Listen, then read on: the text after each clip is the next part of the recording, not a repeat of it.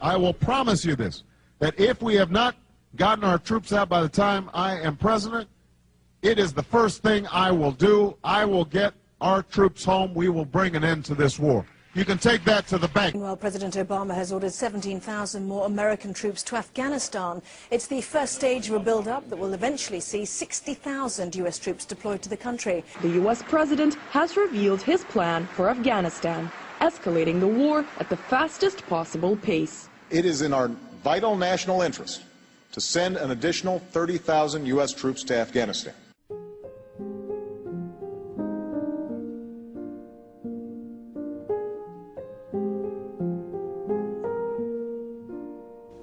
When I was in Iraq, I saw the devastation that our invasion and occupation had met out upon the Iraqi people. I saw and at times participated in the dehumanization and degradation of the Iraqi people. By robbing others of their inherent dignity, by denying them respect, and by treating them as the less than human other, we ultimately robbed ourselves of our own dignity, humanity, and compassion. You roll into Baghdad, every single big apartment building is blown up. Every single apartment building in Baghdad has been broken to the ground by artillery and airplanes bombing. You cannot meet someone in Iraq who has not lost a family member. Could you imagine what we had done in America if in 9/11 everybody in America lost a family member? What would we be doing? Would we be talking about war? No, we'd be in the streets with weapons. And so people talk about, oh, these people killing American soldiers in Iraq, they're terrorists. Not terrorists, they're wearing sandals. And they got an AK. And they got 14-year-old boys building bombs to kill these American soldiers because we killed their family. People just don't wake up and want to go kill people. I was ordered multiple times by commissioned officers and non-commissioned officers to shoot unarmed civilians if their presence made me feel uncomfortable. The primary loyalty is not to democracy or to the flag or to America or to the Iraqi people or to the rule of law. It is to each other's safety at the expense of everything else. There is a cost to this war, and this cost is being paid in American blood, in my soldiers' blood, and that is not okay.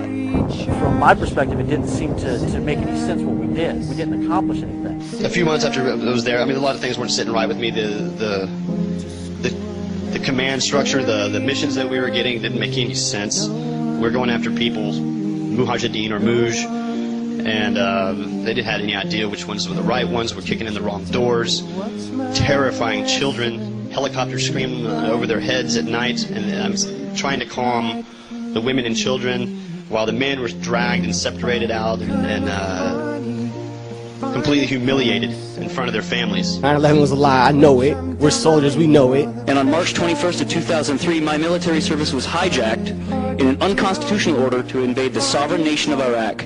This is a slap in the face to every service member who feels used because he was told he was going to go fight for his country and then was sent to go kick in the doors of innocent people unprovoked in the middle of the night to draw fire into their house so that we might have somebody to shoot back at. If the media was not biased, this film would be shown here so that you could then make a decision. Show them both sides of the story and then let the human being make the decision whether they want their kids there or not. Don't show me one side and say it's patriotism, it's courageous. Nothing I did in Iraq was courageous. I brought fear into people's homes. I traveled with a .50 caliber weapon every single day and slept with a pistol underneath my pillow. Tell me what is so courageous about that. And I tried hard to be proud of my service, but all I could feel was shame. And racism could no longer mask the reality of the occupation. These were people, these were human beings. I've since been plagued by guilt anytime I see an elderly man, like the one who couldn't walk, who he rolled onto a stretcher and told the Iraqi police to take him away. I feel guilt anytime I see a mother with her children, like the one who cried hysterically and screamed that we are worse than Saddam as we forced her from her home. I feel guilt anytime I see a young girl, like the one I grabbed by the arm and dragged into the street. We were told we were fighting terrorists.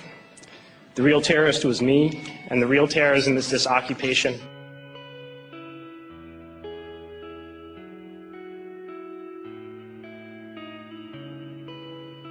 Funding the war is killing the troops. I mean, if you really think about it, it's really, really blatantly obvious. And it's really stupid that we have to say this. But we do. We have to get down to to basics. We have to break it down Barney style, as we say. When I joined the military, I raised my hand and said that I would protect the Constitution of the United States and its people, and against foreign and domestic enemies. But guess what? I did not raise my hand to protect private companies like KBR and put my life on the line so they can make a buck. When are we going to realize that people fighting in Iraq against us, they're not terrorists, they're soldiers? What would we do if somebody invaded us? I know I will pick up my weapon and fight against them. What the hell we call them? Terrorists? These people want their country back. Let's give them their country back. I won't even talk to politicians about the war, because there ain't no point in it. Democrat, Republican, they're all profiteers of war.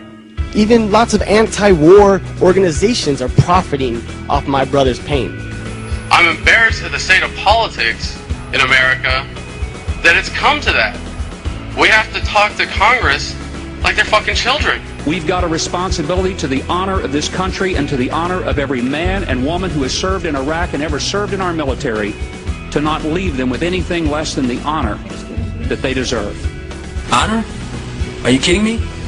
You saying that it's an honor to die in Iraq and to fight a war that we started and we're in the wrong? You're going to tell me that it's an honor to serve in Iraq when private contractors get paid $100,000 plus and drive $60,000 vehicles inside the base while soldiers are outside the base rolling and patrolling and losing their lives? Is that honor? Are you kidding me? Those who send us to war do not have to pull a trigger or lob a mortar round.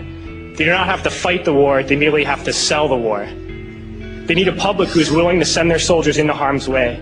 They need soldiers who are willing to kill and be killed without question. They can spend millions on a single bomb, but that bomb only becomes a weapon when the ranks in the military are willing to follow orders to use it. They can send every last soldier anywhere on earth, but there will only be a war if soldiers are willing to fight. And the ruling class, the billionaires who profit from human suffering, care only about expanding their wealth, controlling the world economy, understand that their power lies only in their ability to convince us that war, oppression, and exploitation is in our interest. Our freedom comes from ourselves when we make the decision to speak our mind. This is well within the rights that service members have, but not very many service members know that they have. As soon as I got out of the military, I joined an organization called Iraq Veterans Against the War, which aside from calling for full immediate withdrawal of all U.S. forces from Iraq, also calls for full support and benefits for returning veterans. We have members across the country and overseas, in Germany and Iraq. Less than 4 years ago, there were 7 of us, and today there are over 1,200. Our membership has more than doubled in the past year and is continuing to grow.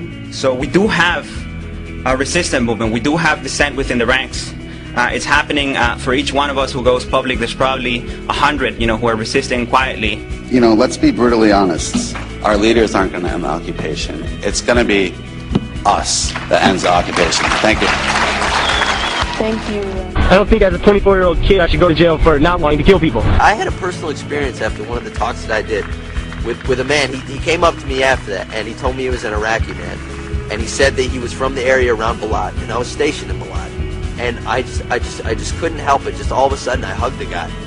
And I said that I was sorry.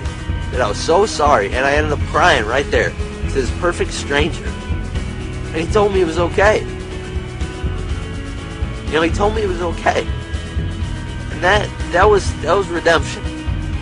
To me, it's this phenomenon that we're witnessing is actually a natural evolution. And any time you organize human beings to come together to use violence as a way of conflict resolution, you will have a breakdown of that organization. Peace is not a political process, and it's certainly not a militaristic process. I refuse to participate in the Iraq occupation. The real enemies are not in some distant land.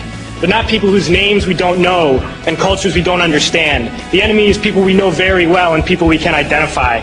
The enemy is a system that wages war when it's profitable.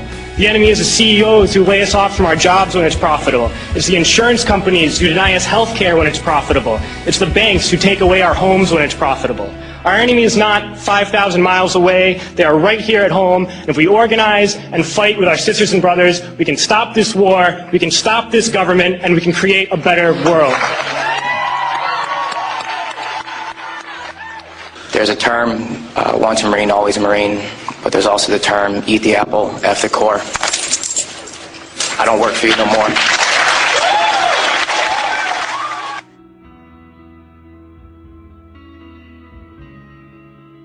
This society is so greedy, we're willing to go to war. We're willing to go places and send these big metal machines that kill people and fuck people up just so we can make more money. I mean, I've heard it argued, and argued successfully, that our society runs on war. You know, it runs on the domination of the other parts of the world. And literally, that's the only way you can control a gigantic chunk of the globe. You have to keep everybody down. You know, and that's what our society is based on as far as our globalization, you know, schematic that's been laid out by all these Republicans and all these Democrats and all these people that, you know, are pretending to be our leaders and pretending to look for. None of these people have had these experiences. None of these people feel connected to everybody. They're still, even the best ones are still operating within a very old framework. And a framework that's set up by ignorance. It's a foolish framework. The idea that it should be okay to go somewhere and engage in war to protect a society that wants to go places and engage in war. That's insane. That's insane. Because you're saying, I mean, that's automatically saying that the lives of the people here are worth more than the lives of the people everywhere else. And they're all one thing. They're all exactly the same.